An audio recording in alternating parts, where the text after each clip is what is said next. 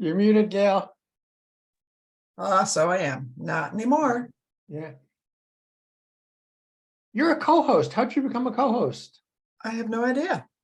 Huh, weird. When I logged in, it thought I was you. Because last time You I renamed it and chair. no, I think it's probably it's weird. And maybe. Anyway, No claims. No Yeah. claims. so how are you doing? Okay. How are you? Okay. Same level of confidence there. I hear that. Yeah. Ma'am, you're muted. Yes, you are. I can read lips. Oh, yes, you're right. I'm muted. I'm unmuted. Okay. How are you you? both doing? Very good. Yourselves? Good. Oh, he's very good. That's good. Lovely weather, isn't it? It is, It though. is. My wife just told me that it's going to be like freezing tomorrow night or something. 30 degrees So- overnight tomorrow night. Don't sleep outside tomorrow night. Yeah, That's my really. tip. No. I Yeah. wouldn't have thought of that. Thank you, Graham. You are a smart man. Well, I think they used to say Memorial Day was like you guaranteed frost-free sort of thing. I know, maybe. All Around bets here. are off these days. Who This knows? Yeah, I no- know. Yeah, you can't. Although I trust must say this long, cool spring has meant that much longer of the daffodils blooming and Yeah. the lilacs blooming and the flowering trees. It's been Absolutely it's just- beautiful. which beats the 1 week blast open of Yeah, heat stuff that we had a couple of years ago. That's for sure. yeah. Yeah. No, the flowers lasting a little longer is delightful, isn't it? But the Yeah. plants and the critters are very confused. Right, yeah. Yeah, spring's my like the favorite. people. Yeah, spring's my favorite season. So to have it be a little bit elongated and not go immediately to summer is Yep. nice. I agree. I always check myself. It's like, when I was a kid, it seemed like spring was actually a season, and then like in the last 10 years, it was like weeks, Yeah. here's it hit spring and we're running off to summer already. Seasons don't make sense anymore. Yeah. Hey, Nate. Hey, Wow. Nate. That's a sad, I think it's true, but it's such a sad thought. What part of the country were you raised in, Michael? New York, New York, around the city. in the city, yeah. Oh, yeah. Yeah. Spring. Who'd notice? There were trees and There were flowers and trees. stuff. Okay. Yeah. One You could- bloomed. you could Yeah, feel a it. tree in Brooklyn. I remember there was a book. At least one. I was brought up in the Midwest where winters brought squeaky snows. Squeaky snows. Yep. What's that mean? Like they're dry? You walk on them and they squeak Oh, wow. Like squeaky sand. and they're sparkly. Oh, yeah. Dry. And snow very dry. started in 1 month and lasted through the winter and then dissipated again in the spring. Well, not so much anymore. Yeah. Nate, Times you has grew up changed. you grew up in the Midwest too, it sounds like, looks like. I grew up in Millbury, Massachusetts, and Worcester. Oh, so you had squeaky, Hardly Midwest. you had Oh. squeaky snow too? No, I didn't have squeaky snow. Oh, it looked like you were like, yeah, okay. Yeah, no, I was just nodding in comprehension. Got it, okay. What squeaky Lovely. snow meant, yeah. Yeah. Hey, Zoe. Hello, everybody. How are Hello. you? Zoe. I'm good. Good. We were just talking about seasons and snow. Oh, why were you doing that?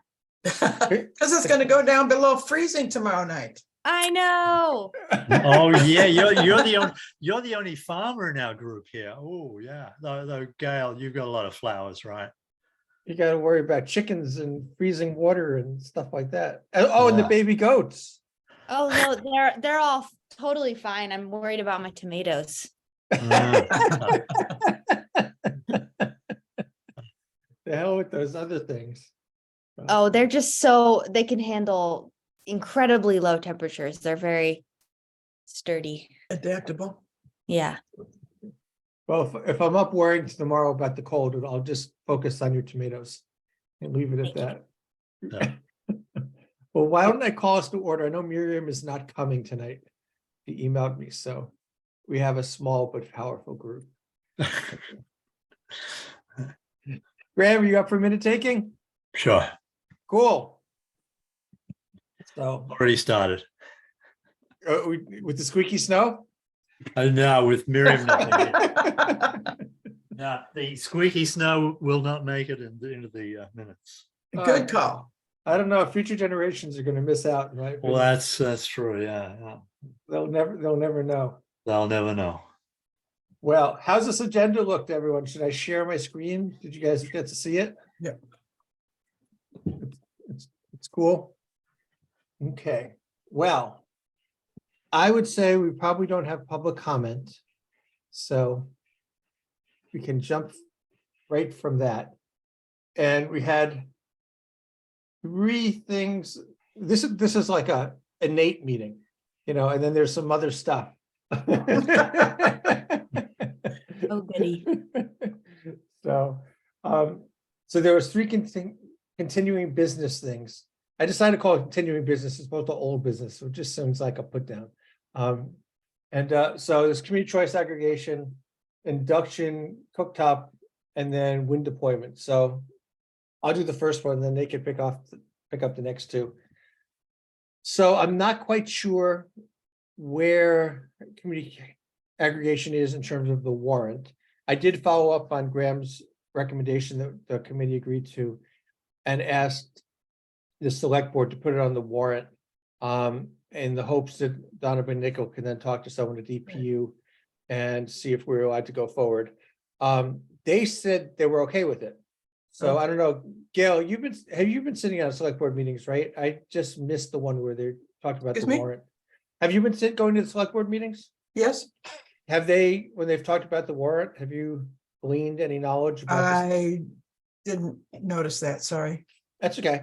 So I'll find, next week I'm going, the planning board and the select board having a joint meeting and talking about the warrant, so maybe I'll find out. So, Don't be asking don't be asking for permission because yeah, it's just gonna go, it's gonna just bounce around to the DPU then, and we know that's what happens. So and all the towns are complaining about that. So yeah, Do we have a read on the DPU? no, I mean, they only wanted to talk to Donna. They said. And have they? No, Donna, when I emailed like the day or 2 after the last meeting we had, she said, this will be a good reason for me to reach out to DPU to make sure I do it. And I emailed her earlier to find out if there's a status, and I hadn't heard back, so. yeah, the most recent thing from Mindy Dom and from the symposium, because it was a question raised by someone in question time. So let me just jump it in for out of sequence. And Representative Jeffrey Roy from Franklin, town of Franklin, he's been steering. One of the pieces of legislation that he has got in the process right now is requiring the DPU to make a decision on any application within 30 days. And that's, sorry, a 90-day deadline, I should say. Proposed legislation, a 90-day deadline for the DPU to respond to aggregation things. And so it's just, we want to add pressure to that, and therefore our town being in that queue is a good thing. So Yeah, I like the that's one of the pieces of legislation Nate highlighted. The next sentences I really like, which is that if they don't decide in 90 days, it's considered approved. Yep. yeah, I missed that. Rep Roy didn't mention that, but yeah, that's a good way to do it. Yeah, exactly. Default. Exactly. So that's my update. So if I get something, I'll email you guys, but Okay. hopefully someone will let me know sooner than later. It's getting a little tight to the wire. So Nate, what's up with induction cooktop lending? Yeah, the update there is I identified a candidate cooktop. It's a Dux Top 9600, very well reviewed and reasonable price. And I was also interested in cookware as well, because I know that that's a concern for a lot of folks, given that the technologies have to work with Right. cookware that will take a magnet. So, for example, stainless steel is going to work unless the alloy contains too much nickel. If it is, so there are stainless steels that will work with induction and others that won't. But in any case, my idea was to package the cooktop with frying pan and saucepan. And I sent that to Marianne probably about a week and a half ago. Haven't heard back, but you know, she's extremely busy. So Yeah.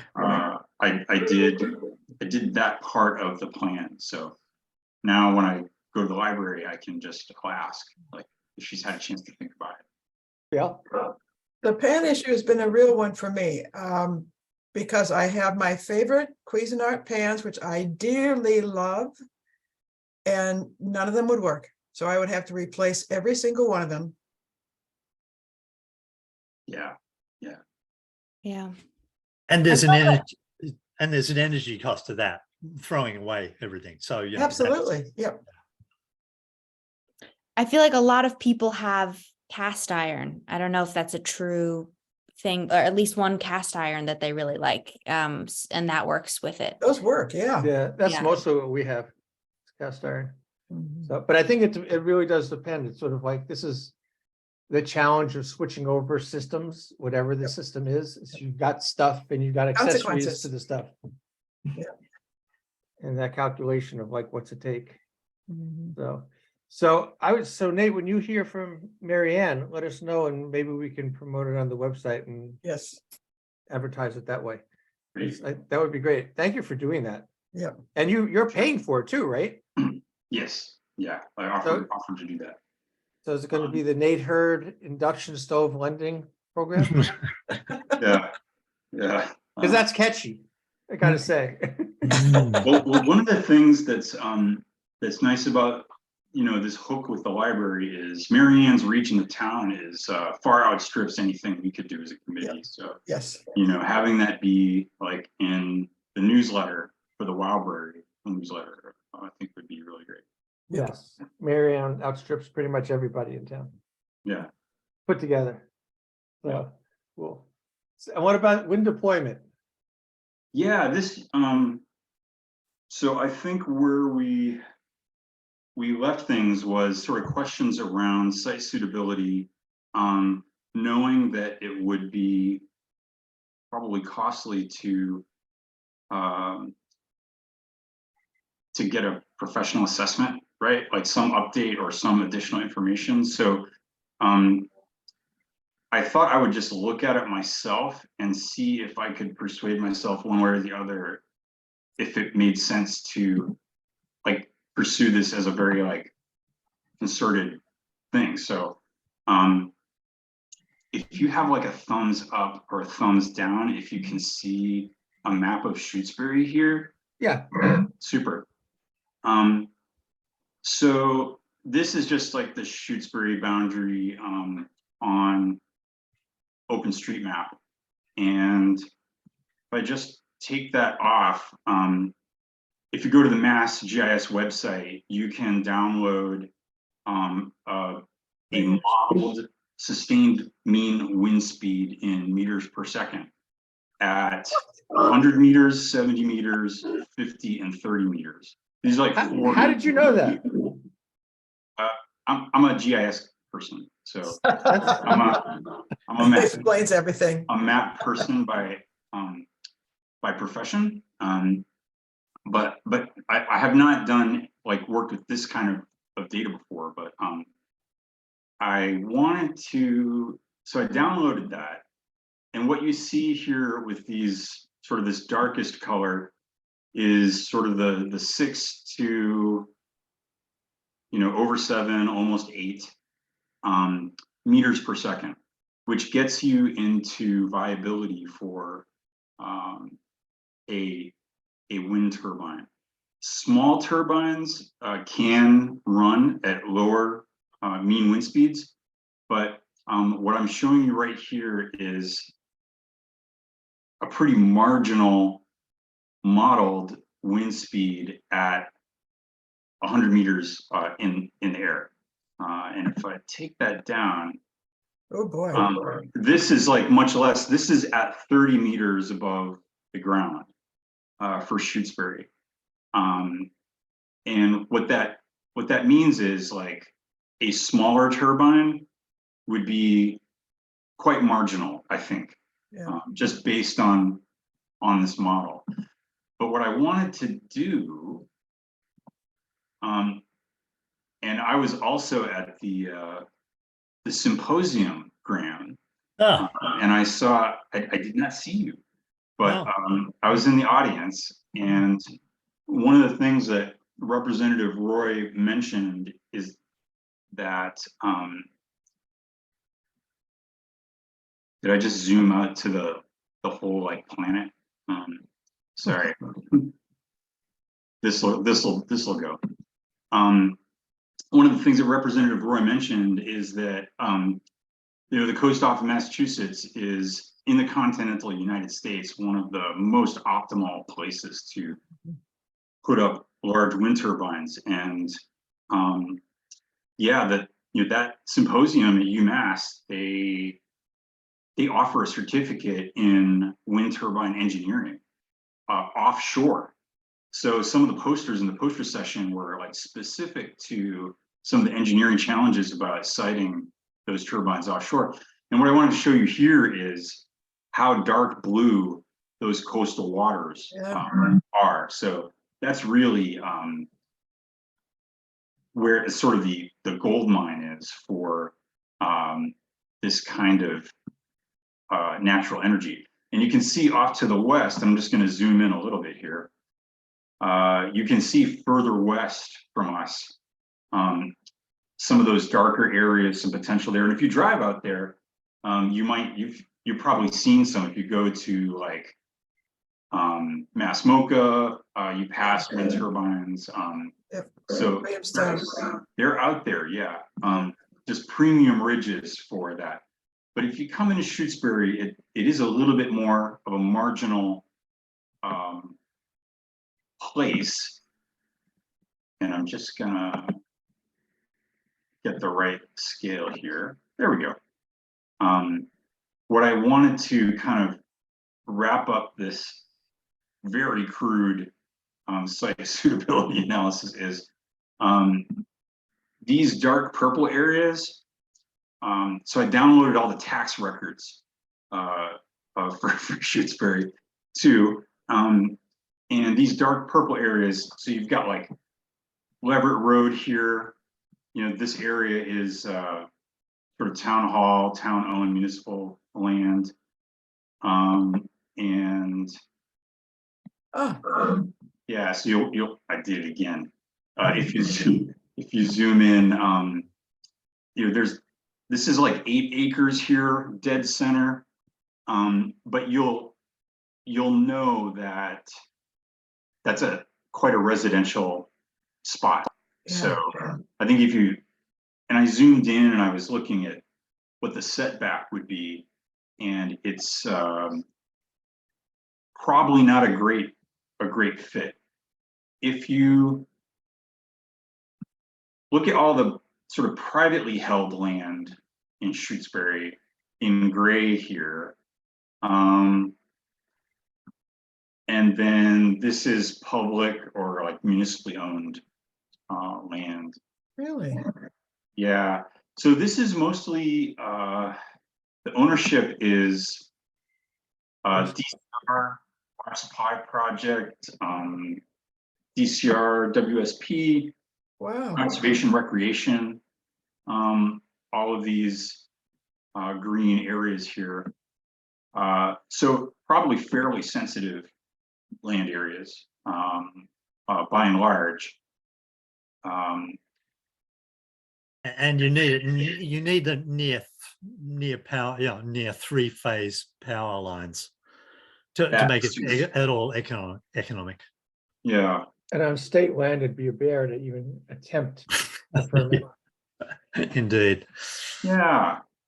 So, after sort of sifting through the data, I wondered if maybe Shutesbury is not, even though we have hills, it would be challenging to marshal the public support, or even just to get it cash out in terms of, monetarily as a viable project. So that was my first draft at a thought on wind power in Shutesbury.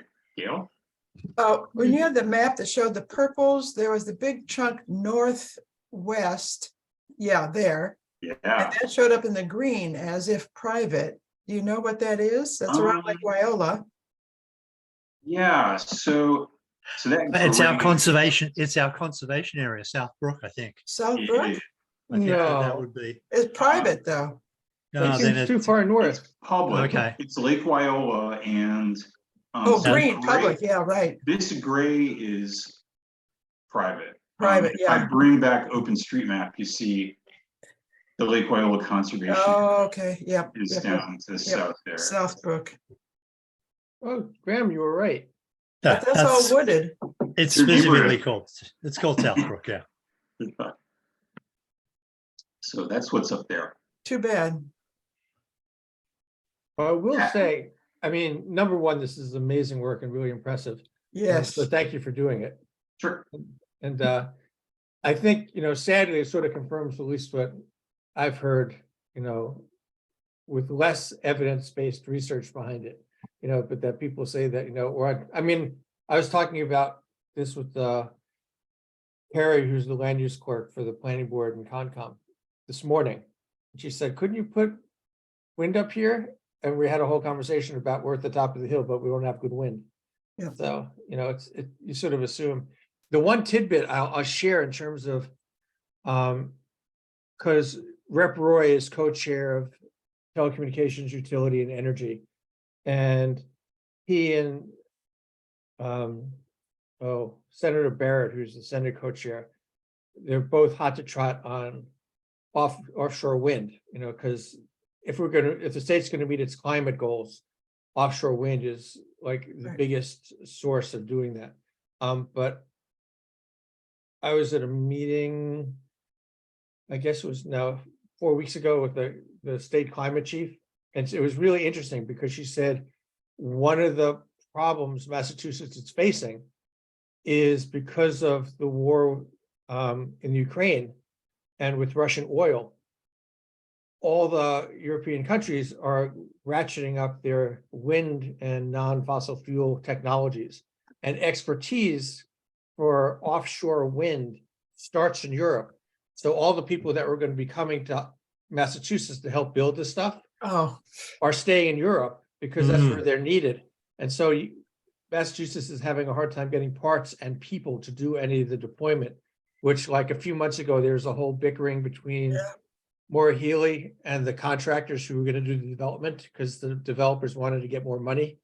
And it was for that reason that they couldn't get the parts and stuff, and it was going to get delayed and push everything out. So it's just a fascinating tidbit. But that is the place to invest for Massachusetts to, so in terms of generation, offshore is definitely Yeah. hands down winner. Yeah.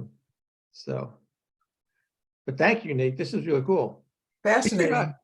We should, do you think it'd be worthwhile? I mean, this is, even though you think this is sort of rough, it seems like it might be worth putting on the website somehow, just to sort of to document it, to sort of Yeah. show that it's been looked at. Not to tell them that we're not doing it. I mean, No. it's kind of like, I don't Well, know. just to I think just to sort of an assessment, because other people probably have come up with the same, like wondering. So to say, here's a map of wind speeds in Shutesbury, just to let people know, not the whole, like, we thought about it, and we're not going to do it, but just, I think it's an information tidbit that might be helpful. Yeah, Nate, in the earlier report of, it referred to land north of Town Hall. Do you know what that was specifically, and how does that show on your map of applicability? Yeah, I can surmise. But your surmises are smart. That's good. Let's see. So north of Town Hall is this eight acre parcel that the town of Shutesbury owns. And what's tricky about it is Wendell Road runs right by it. And if I were to, I can take a little ruler here, even in meters, and just measure this distance. It's about 90 meters. So even if you started on the far side of that parcel, you're about 160, 170 meters from the nearest building, and it's suboptimal. It's not ideal for Yeah. just the neighbors in all likelihood. That's my guess. Never mind. Yeah.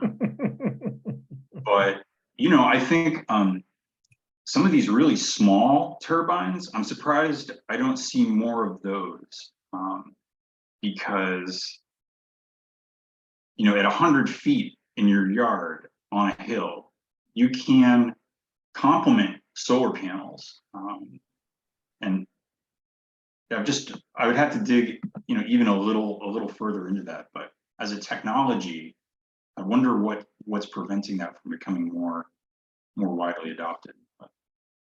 Putting up a strong mast is a fairly, that's a high cost. So, Yeah. I did a few radio masts in various places, and they didn't have to, and they don't have much of a wind loading. So you have to make them really strong to hold against the wind. So, very expensive. good to know. Well, why don't we move on to new business, and we can ask Nate to keep talking. Because he wanted to talk about legislation. And the one thing I'll say at the outset, I'm a huge fan of trying to move legislation, but you sort of got me stumped, because in all the committees I've been on, I've advocated for things, but I'm trying to think of, so like just as an example, like one of the bills the one that Aaron Sanders sponsored. Yeah. So I wrote that for him. So, it's based on my experience in planning board, but it's sort of wearing my personal hat to say, this is how to do it. And so I'm not quite sure. I think with all of this stuff, if we felt strongly as a committee that we wanted to push it, we would be going to the select board and figuring out, because it's not necessarily that the town has to vote on it. And I think conceivably a committee could go ahead and do it, but it'd be a matter of sort of at least letting the select board know that, ECAC is taking your position. But I've been racking my brain thinking I'm missing something obvious, because I play in this space a lot, but I can't think of an example. Gail? Is there a policy, or could there be a policy about town committees taking what is seen as a political stance and distinguishing that from a substantive issue, non-political? Well, I don't think there is a policy.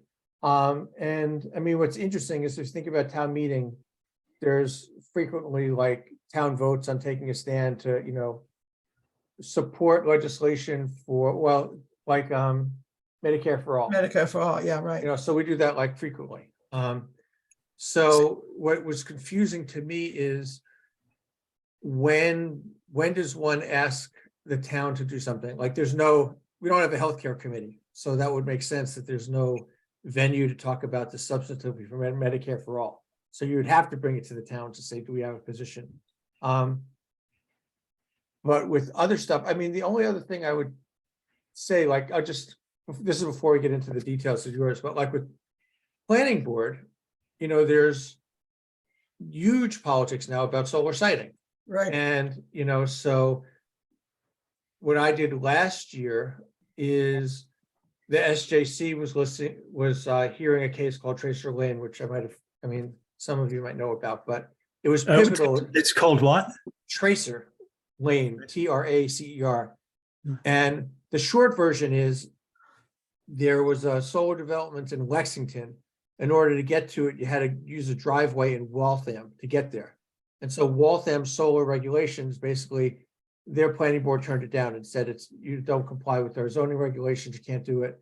It ended up going to the Supreme Judicial Court in June, well, in earlier, but the decision came out in June.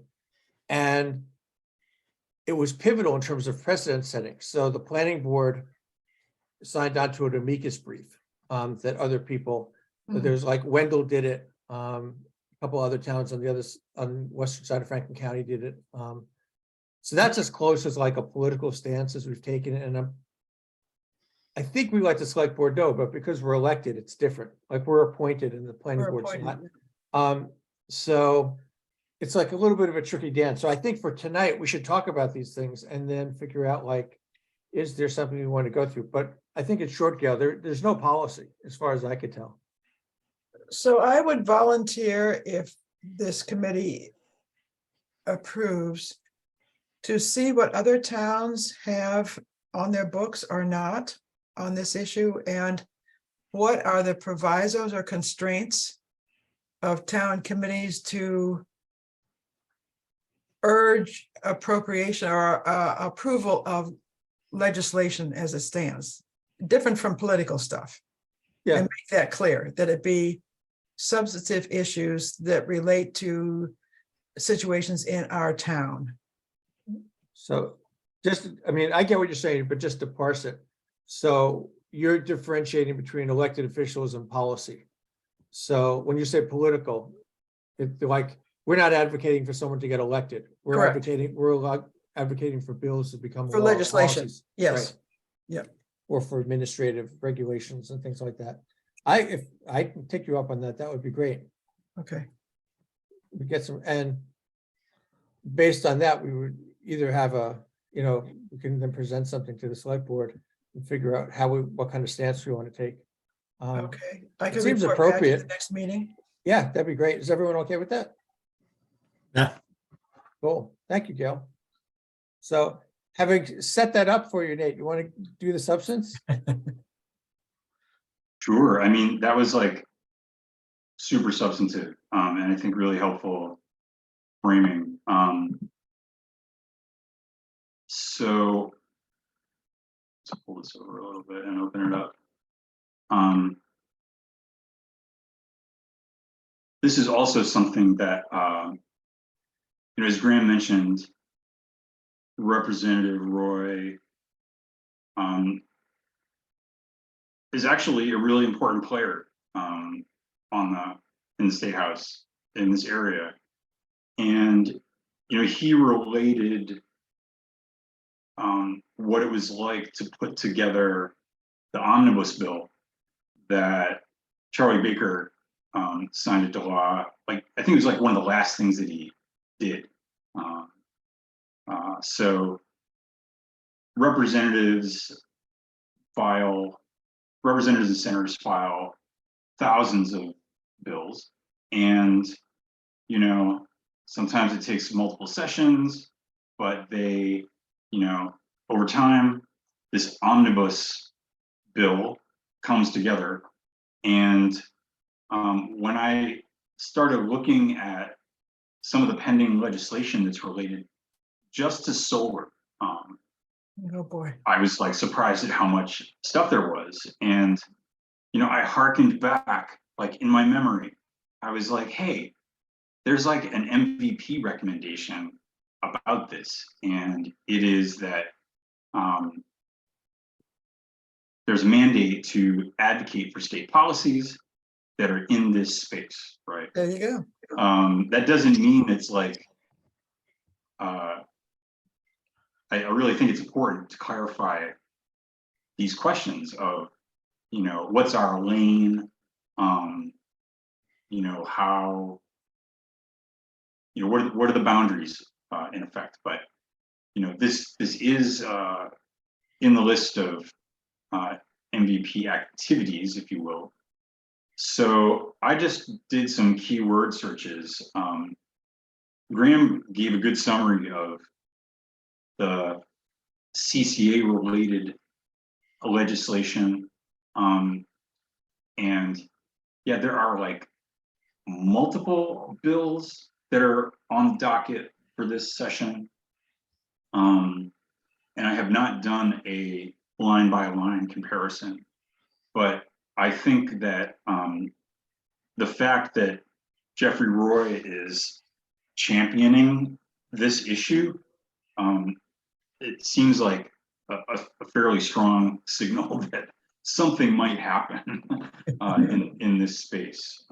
And just to advance a slide, this is basically exactly what Graham had summarized at the beginning. But there are towns that have been waiting for a very long time to get approved, and whatever the reason,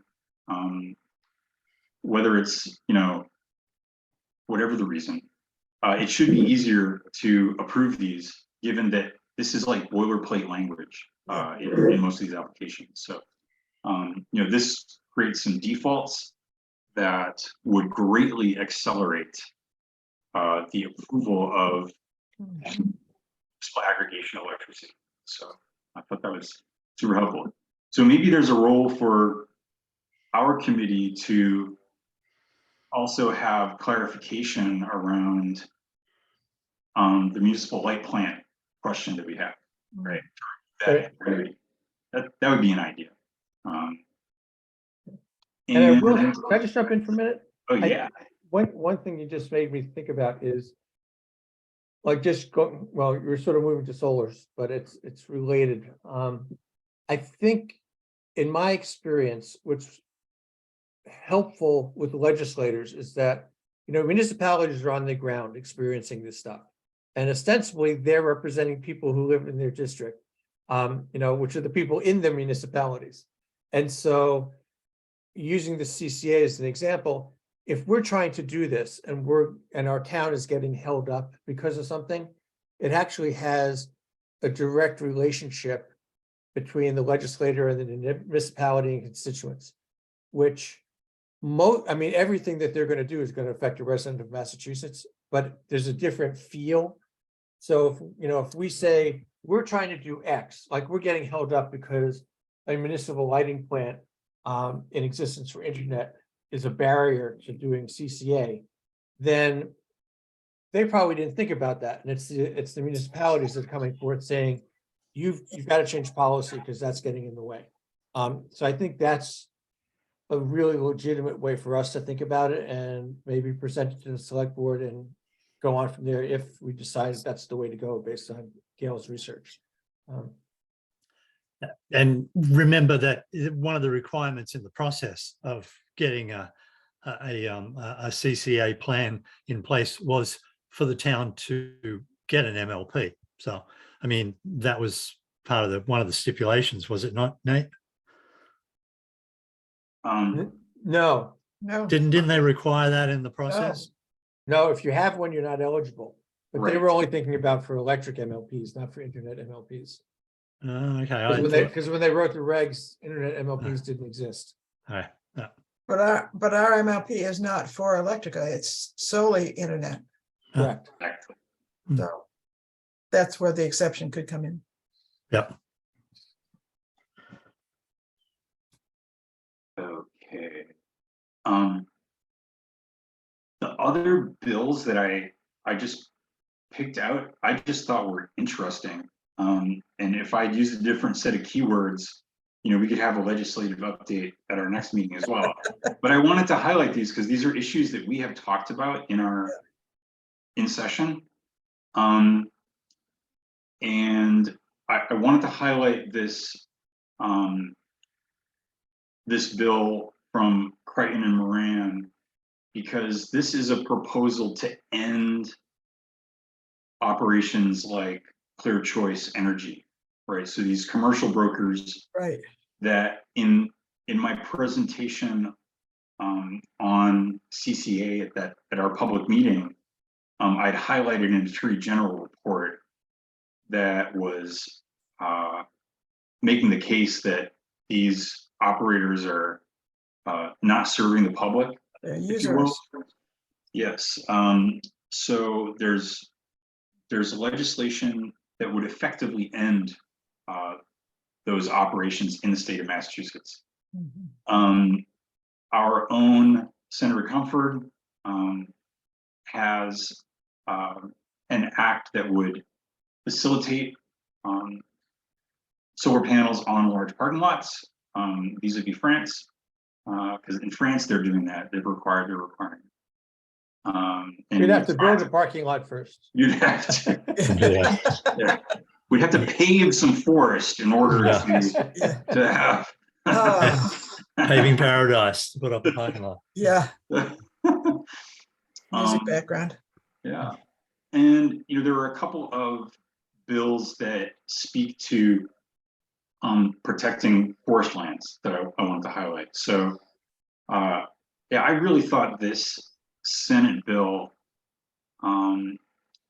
was interesting because we're an opt-in green community, and there's a proposal to establish a municipal opt-in farm and forest-friendly community program.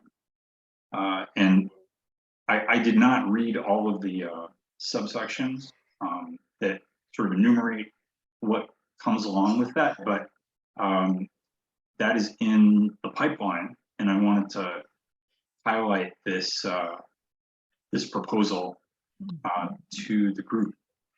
And then I think everyone is quite familiar with, especially Michael, with this bill about reasonably regulating solar siting. And Can I make a connection between these two? Because I realized when I was doing the research for this earlier today, you inspired me. So I although I mentioned my ECAC hat, I was really writing just as a personal person. But I wrote to Joe because the S448, although I like it, I pointed out that in fact, unless she deals with the solar regulation in zoning, in the zoning act, which is the 3230, you really can't do the working lands bill. Because part of what it says is it's encouraging towns to develop bylaws to protect tree canopies and farms. And I don't know if you all know, but like the town is now getting sued by Coles and AMP because of our solar bylaw, the current one and the one we just approved.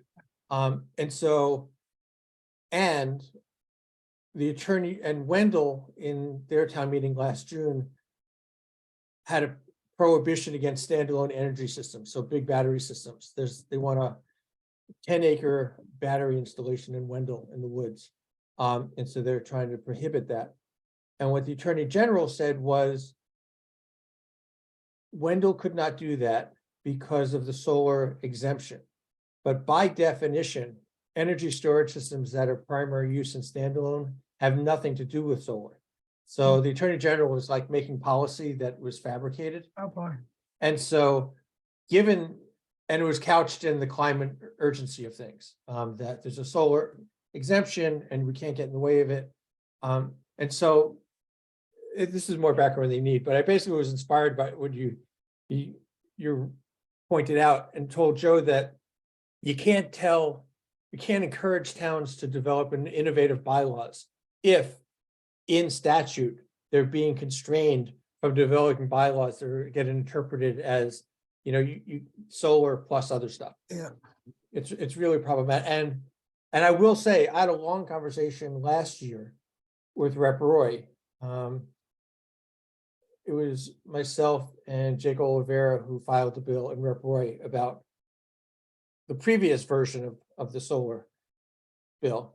And he got it, but he didn't want to act. And so it's sort of, I mean, that's the problems with the legislator, is that they're sort of like coming up with ideas, but then there's stuff that they don't want to go to. And the single person in the legislature who is the barrier on the solar regulation is Senator Barrett, who's the co-chair of Telecom Utilities and Energy. He's Senator who? adamantly against it. Barrett, B-A-R-R-E-T-T. He's from Lexington. He just thinks it's NIMBYism, and he's not willing to even consider it. Nor is Rep. Roy. So it's sort of like they're all connected, which makes playing in this space really sort of challenging. But I found this really helpful because I didn't know about, like, Joe's sentiment is right. You know, it's totally on target if towns could actually do this stuff. Anyway, that's my soapbox. It's fascinating. Yeah, and intense Yeah. as well. The last thing that I'd flagged with this search was it's just funding to facilitate the transition to electrification from gas appliances. So it is, I believe, targeted at middle and low income households, but it sets up a fund that would support retrofitting, which is something that we definitely need in the existing housing stock. So yeah, this was another interesting one. So Can I chime in about this for a sec? yeah, this is all I have. So Yeah, well, I really like this. I'm just mostly it's backstory and comparison, and it's not to toot my horn, but last session when Natalie Blay was our rep, I pitched creating a subsidy program for electric bikes with sliding scale for low income folks, and it passed, which was great. It passed in the transportation bond bill. So that was July of last year, and so, you know, talking to Natalie, they had to sort of hand it over to the agency to develop regulations. I think it was DOER, I can't remember, or maybe Department of Transportation. In any case, they're not going to have the regulations ready for another year. You know, so those are the regs before they even open the door for the subsidies. So it's like 2.5 years. So I think doing this stuff is important. The challenge is then like getting to the implementation when they actually make it available. But this kind of stuff, I think we could definitely, and this directly gets to, you know, it's policy, but it gets to the end users. So Yes, it's what? end users, so people who actually want to swap out systems, Yep. you know, residents. So I think it's interesting. Do you know, is there a Senate bill that's a companion to this one? yes, they're paired here. Oh, I see it. S Okay, yeah, 2105. yeah. I was looking at the hyperlink, sorry. Yeah. Okay, So cool. yeah. Yeah, it'll be really interesting to know, you know, Gail, if you're able to, you know, identify sort of how other towns are, you know, handling this kind of advocacy. But yeah, it seems like, I mean, we as individuals can do things, but, you know, to the extent that we're able to amplify our voices through the committee or the select board, if they are of similar mind, you know, Right. Yeah. So several of the things that come to FCCPR, Franklin County Continuing Political Revolution. Here's a petition for you to sign. Should the organization sign on? And the question would be then, could town committees sign on petitions urging passage of this piece of legislation? Or could we put pressure on our representative to vote for this piece of legislation? And in this case, of the last one that you've shown, Nate, would this be the basis for a Green Communities grant for applying remediation to individual housing for transition to the energy saving? Yeah. The stuff that we've had before for Green Community has been town oriented, town municipal buildings. And is that different? Could it be different? Could we torque it somehow so that it is applied to residential dwellings, not necessarily municipal buildings? I think with the last one, the other interesting part is, it's a later agenda item, but we don't have a budget to do anything. So if we wanted to help residents transition, to if they get inspired by the induction loaner program, they have to go out and buy an induction stove on their own Right. dime fully. There's no subsidies. So this is a way of helping, if we're going to make encouraging people to do things in the quality of life change kind of stuff. Mhm. We don't have the money as a town to do it, but this would be a way to make it statewide. So it's an interesting venue. Mhm.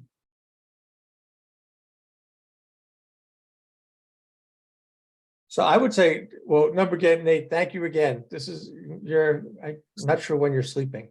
But Gail, if you can report back, that would be great. Yep. And I think, one thing when you're looking, I mentioned it before, but when you're doing the research, if you can try to keep in mind the distinction between elected bodies and appointed bodies, that would be helpful. Yeah. That's definitely key. Yep. Cool. So moving on to consumer protection, I forget whose question this was, and the role for ECAC. Anyone want to Would have claim it? been me. Okay, But for this agenda item, I was just, flagging the Attorney General report that I circulated to the committee. Warning consumers. And then I also saw something put out at the federal level, guidance on how to avoid solar scams. So there are Solar what? solar scams. Scams, yeah. So yeah, companies that come through kind of misrepresenting Yeah. ownership. So these are sort of like public service announcement type things, and I was wondering if there are what are ways that we could promote. We have our website. I don't know how much traffic we generate, not much. but I do know that compared to all the junk mail that I receive fairly regularly, there's a lot of the signal to noise ratio for how to avoid scams is Right. it's tough. So, I was just thinking about as an activity area, are there ways that the committee or ways that we should be thinking about informing people on the consumer end? Because just really quickly, we can promote clean technology, but if people are getting ripped off because they have in their mind, yes, this is something I'd like to do, but then they have a really bad experience with it, that's not facilitating the transition. So Yeah, grab. And Nate, remember there was the list of energy providers by the state that Boston endorsed. So I wouldn't go outside. I mean, if we don't go outside of that list, you couldn't get on that list, I assume, if you're a scammer, and it must require some some performance level to be on that list. So a lot of people don't know there is such a list. We didn't until we were digging deeper. So, And where's that list? the state government, I Googled it. I can't remember how Nate, do you remember where, who's? We could post that though, as these are fail safe, but don't go beyond this list. Yeah, well, we can say that it exists, and that the state, the state endorses these names. So, and just make a general comment that there are scammers outside of There this are others list. out there, yeah. Yeah, there are others out there that are more predatory. So was it the Attorney General who made that list? I can't remember where that list came from. I would have to dig it up, but I did see it as well. Yeah, but it was a specific list, and I chose mine from that list. So Yeah, I do think looking at, the role of ECAC, as it's appropriate, I think your point is well taken, Nate, that if we're encouraging people to sort of make purchases or investments in things, along with that, we should be thinking about, are there things to be aware of in protection? So whether it's a Warn them. list or, whether it's a list or there's questions to ask or whatever, but I think as we get farther down the path, there might be Especially Yes. if we're saying go for solar production as opposed to fossil fuel sources rather. But there are all these institutions out there who claim they are solar sourced that are scammers. Just because they say they're green source doesn't prove anything. right. I mean, this is a point that Leslie's been making for quite a while. Yeah, no, I it think- wasn't Leslie's point wasn't that they weren't solar, but they were knocking down forests to do it, right? Yes and no. Yes, yeah, that was a. Because it's just fraud if you're saying that you're doing solar and it's not even solar. So, I mean, that's just you there are laws against that that you'll snag you. So Yeah, well, I think, even just if we ask questions, like if we were to the point where we're encouraging solar, one of the questions would be, what documentation do you have for the source? Right, And then we don't have to answer what, it is, they just, because if you're new to this kind of thing, if you're a consumer doing anything, I mean, at least I do, I do research, so it starts with the Consumer Reports, and you Google and you look for stuff and you try to figure out, like, what are the questions? Where does it come from? How is it made? Does it have this part of this capacity, or does it, on any range of things? And so if we can supply some questions so people who are educated consumers, they can make their own decisions, but we can at least steer them in the right direction so they don't step into it. but also maybe to be able to sniff out a super smooth salesperson. So you get the mailing, advertising 14 cents a kilowatt hour as opposed to our standard rate of what, 38.9 something. And oh yeah, it's for sure solar. And they've got a smooth line to back that up. But who's to say when you're on the phone with this person,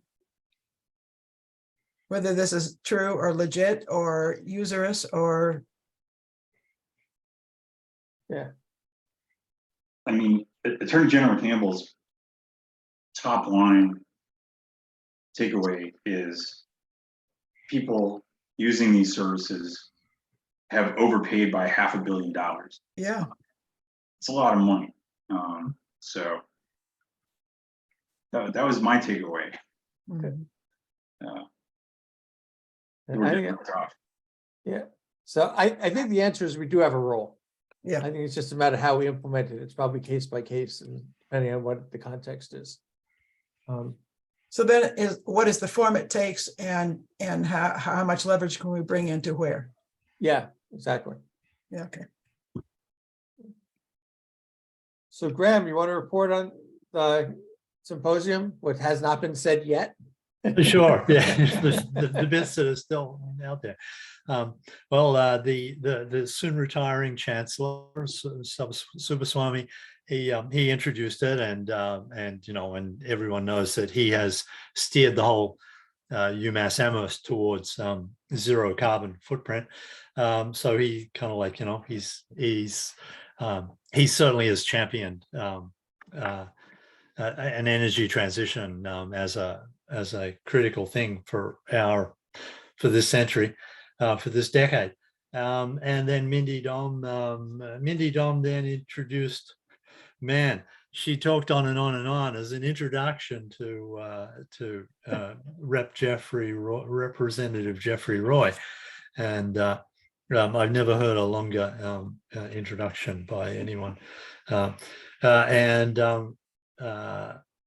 he talked about Well, he took the big one was the wind, which he has been, as you said, as both of you have said, he has pushed very hard to steer wind generation, Cape Wind stuff through, and he acknowledged the thing you mentioned, that things have changed with COVID, with Europe, with the war in Ukraine, and he said now there's only going to, by the end of this year, 400,000 houses. There'll be enough power coming off of the first part of Cape Wind to power 400,000 houses, which is not nothing, but there's vast resources out there that now are just kind of, they're waiting for new proposals. That's what it is. So they're seeking new proposals, updating them. A lot of other legislation that relates to energy transition. There were, I don't know, hundreds and hundreds of posters of different projects by students and such that were on show in the student and the student union ballroom. There's a lot of interest among students from the economic, and as Nate mentioned, the how do you anchor a wind generator, the specifics of the engineering of it. So an immense amount of interest and technology, and so that was what this symposium was, mainly to bring all those students together to hear that there's a bigger picture, and that big picture is changing. So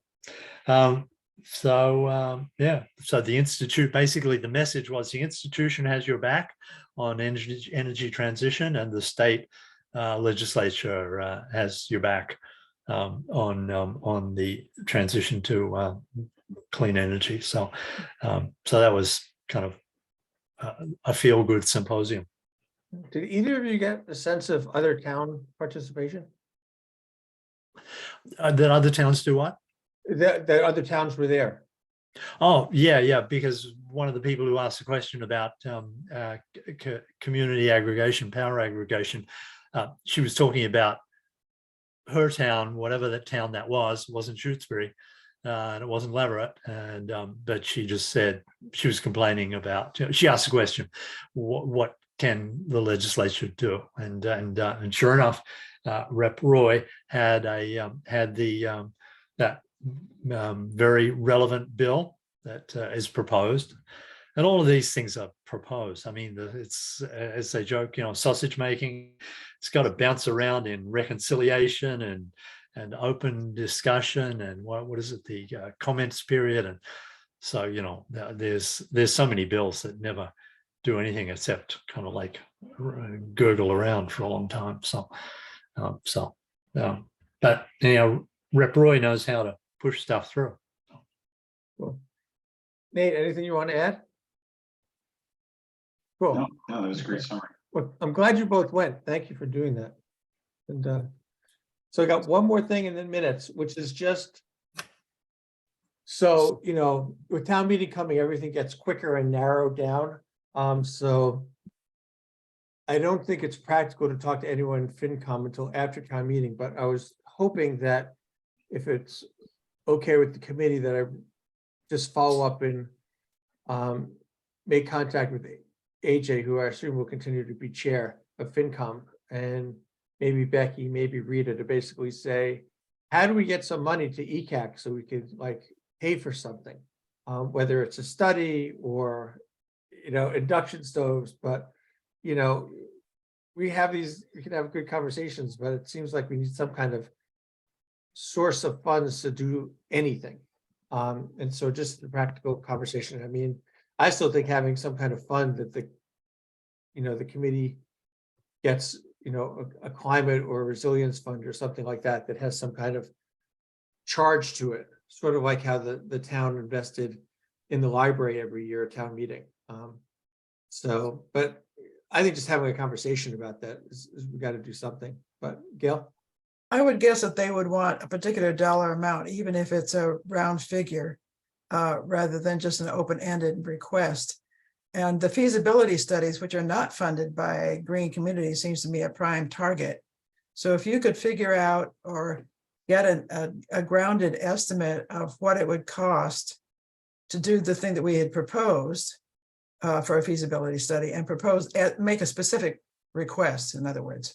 Yeah, well, that was their pushback when we went to them with the ARPA money, you know, that the select Right, board wanted. But make this a separate thing. Yeah, no, I guess what I'm thinking is like, just to have a conversation to put on their radar, and then we can come back. But just like, there's lots of ways that one could approach this, but I think putting it on the table and say, if the town is committed enough to create ECAC, what ECAC is now saying, now that we've been operational for a year, is to say there needs to be some kind of funding mechanism for, and it could be a range of things. I mean, it could be paying for, you know, consultants to sort of do investigative stuff like we were talking about with solar. It could be some kind of minor subsidy program. I mean, it could be a whole, but like just talking about where's the town in terms of putting some funds behind anything. And then once we get indication or we get some agreement about like what makes sense, then I think we can do our homework. But So are you looking for an annual revolving fund amount? I'm looking for anything at this point. I mean, it could be literally, I mean, if they gave us a one-time $5,000 and said, you know, you want to do a study, here's money for a study, that would be cool. Yeah. It could be that, I think I mentioned this past, but when I was on select board, I think we put money towards 2 charging stations at town hall that never happened. Right. But you know, like it could be project based, like small project things. It could be big project, it could be studies, it could be building a fund so that when we were ready to jump on something big, there was a pot of money to start us off. I mean, that's what I mean. There's a lot of different approaches. And rather than sort of pre-think it, I think what I like to do is just say, FinCom and Select Board are the people who make those kind of decisions. And we're supposed to be making recommendations to the Select Board. So our recommendation is, you got to think about putting some money behind this. How do you want to do it? Yeah. And then have that conversation. So let's see where it goes. So I'm going to try to do that, you know, after the air clears from June. But when we have it, you know, I'm guessing we'll go to a FinCom meeting. So I'll let you all know when they invite us, or it might be a Select Board meeting, who knows? But I don't think they're coming to our Tuesday meetings. That's just my hunch. But it should be a joint meeting of whatever, either 2 or 3 committees. So why don't we do minutes and then we can wrap it up? This has been great. Zoe, you look so tired. Are you very tired? It's a dawn to dusk type of time of year for me. So Yeah, I am that's what, pretty tired. yeah, it wasn't a judgment. That's what I was assuming. It's the life of a farmer who it starts getting dark out. It's a long day. Yeah. So we only have 2 minutes to do, 2 sets of minutes. It shouldn't take too many minutes. So let's see. So the first one was March 21st, 2023. Someone want to make a move to consider the minutes of March 21st? I move. Thank you, Zoe. Second, Second. any discussion? Okay, hearing none, why don't we vote on it? Zoe? how do you- I would be the tip off, yeah. Nate, Aye. Gail, Aye. Graham, Aye. and I'm an aye. Okay, so those minutes pass. And the next set is April 18th, 2023. Someone want to make a motion to consider those minutes? I so move. Okay, second? Second. I'll second. Okay, any discussion? Hearing none. Why don't we vote? Zoe, Aye. Nate, Aye. Gail, Aye. Graham, Aye. and I'm an aye. So those pass. So, Gail, I would like to make a particular request, personal request, but also from the point of view of the committee. And that is that Zoe and Graham reconsider being part of the committee in the years following, at least 1 year following. I am just becoming more and more aware that in your absence, we lose sight and voice of two particular perspectives that would be lost to the committee in your absence. And I would request that you can reconsider being on the committee for another year at least. You have the next month to consider that, so don't feel pressured right now. Duly noted, Gail. Think about it, Gail. Thank you for asking. There you go. Yeah, and either way, your participation is usually appreciated. So I think these conversations just reinforce that having different perspectives and interests is really important. It's been interesting conversations for sure. Yeah, yeah. I think our challenge is getting something done at this point. Like that's my big frustration. But getting things done depends upon the point of view brought to the doing. That's true. Oh, I don't think Yeah. we should not talk. Yeah. I'm just, it's like, So I'm thinking particularly in how many times in the legislative descriptions, the word agriculture came up. And Zoe, you've been a proponent of the agricultural point of view that the rest of us don't have. And I see that as a real value in terms of even defining scope or consequences or consideration of what it is we discuss. I appreciate that. That makes me feel seen and valued, which is nice.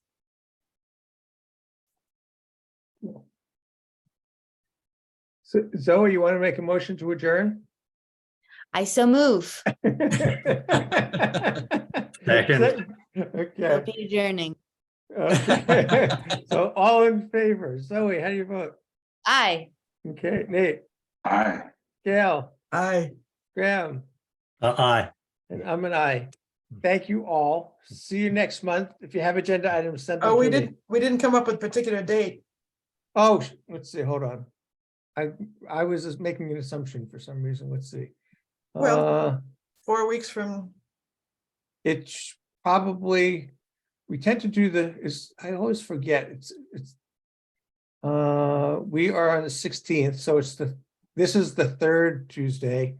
If we did the third Tuesday of June, it would be the 20th, or we could do the 13th. So, 13th of June. yeah, 13th or the 20th, either one. Any preferences? I think I would lean to the 20th only because I have planning board on the 12th, so having two in a row is always not fun. But anyone have any strong feelings or going to be out of town or something? Okay. Why don't we do the 20th, and then maybe by then I'll have talked to the FinCom and I can report on something if nothing else. So what? The wood thrush. All right, Wood thrush is Congratulations. back. Congratulations. Yay. Time to adjourn. Yeah, okay. See you all. Good Bye-bye. night. Good night, y'all.